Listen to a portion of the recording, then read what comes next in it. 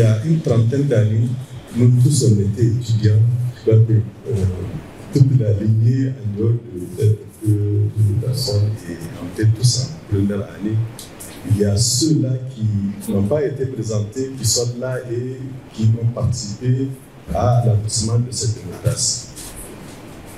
Donc c'est quelque chose qui est important. Maintenant, parler des partis politiques, c'est parler de la démocratie d'une certaine façon. Mais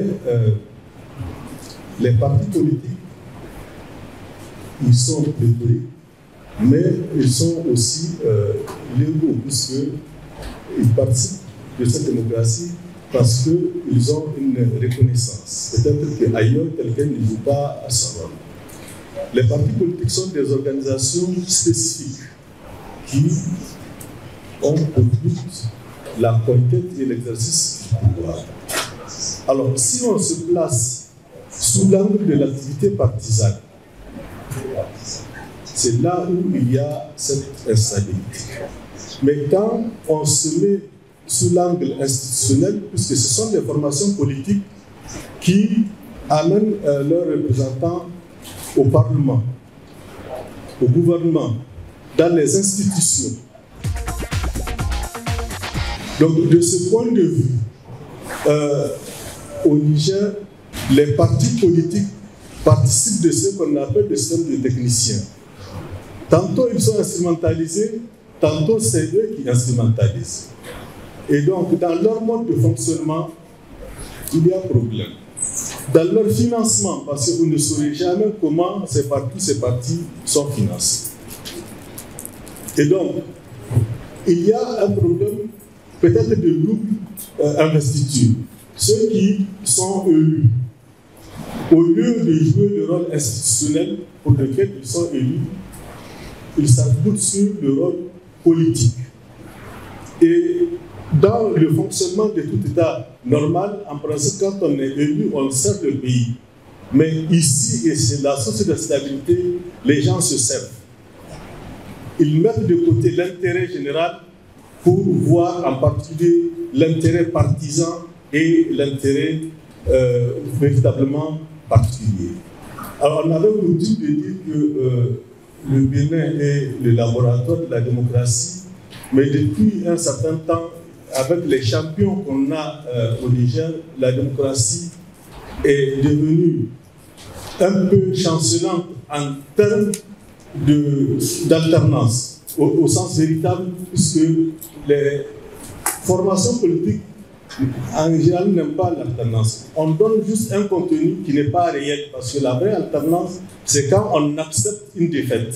Et là, et c'est la source d'instabilité, c'est là que je vais finir, aucune formation politique au pouvoir n'accepterait aujourd'hui d'aller à l'opposition, et c'est ça, cette volonté de conquérir, de garder de manière durable le pouvoir qui est source d'instabilité à l'Égypte. Merci.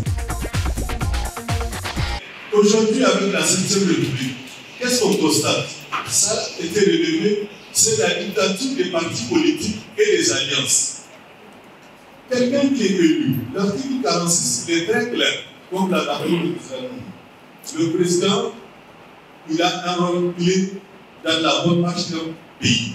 Mais quand un président lui-même bat campagne, quand un président lui-même décide celui qui va le remplacer, il y a un problème.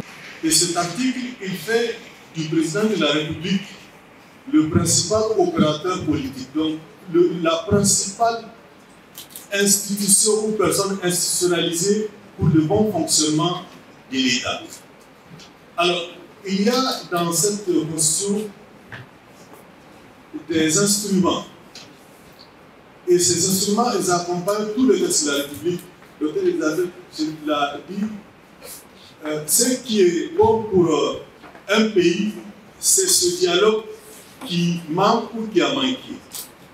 Aujourd'hui, le président de la République s'entretient ou reçoit presque tout le corps constitué. C'est déjà quelque chose de bien. Le CNDP, donc le cadre qui regroupe les différents partis politiques, a commencé à fonctionner. C'est une bonne chose. il y a un instrument, le Conseil de la République, qui est utile, qui devrait aussi être activé pour qu'il y ait un dialogue au sommet, au sein de la classe politique. Mais mieux, je pense que la Cour des comptes a joué sa participation sur la base du mauvais fonctionnement des formations politiques pour suspendre le financement. Mais il y a un ministère en charge de l'Intérieur qui doit appliquer les textes et pour moi, c'est là où il y a défaillance.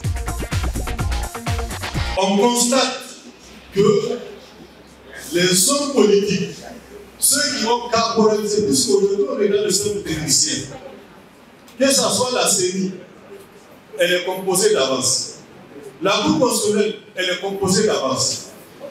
L'élection en elle-même, c'est juste on dit aux partis, bon, vous allez, tout est connu d'avance, c'est le système qu'on appelle le système technicien.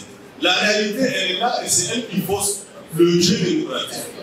Maintenant, si on est dans des pays qui sont normaux, le président Macron, il a 40 ans. C'est le ministre Asman qui devrait probablement être peut-être le président du Niger dans des formations politiques où il y a une vitalité, où le jeu de la démocratie fonctionne. Mais à 100 ans, on vous dit que vous êtes jeune. C'est pendant que eux, quand vous avez 30 ans, vous assumez les fonctions. Donc, il n'y a pas de vitalité dans les formations politiques. On peut venir ailleurs. Et ça, c'est un vrai problème dans le fonctionnement des partis, dans le financement des partis. Et même la Cour des comptes l'a relevé. Elle dit que les partis politiques n'ont aucune moralité. C'est un des thèmes de la chaîne. Le thème n'est pas de moi et de la Cour constitutionnelle. Et sur cette base, la Cour des comptes dit à interdire même le financement des partis puisque ne répondent pas aux critères. Et ça, on peut le vérifier.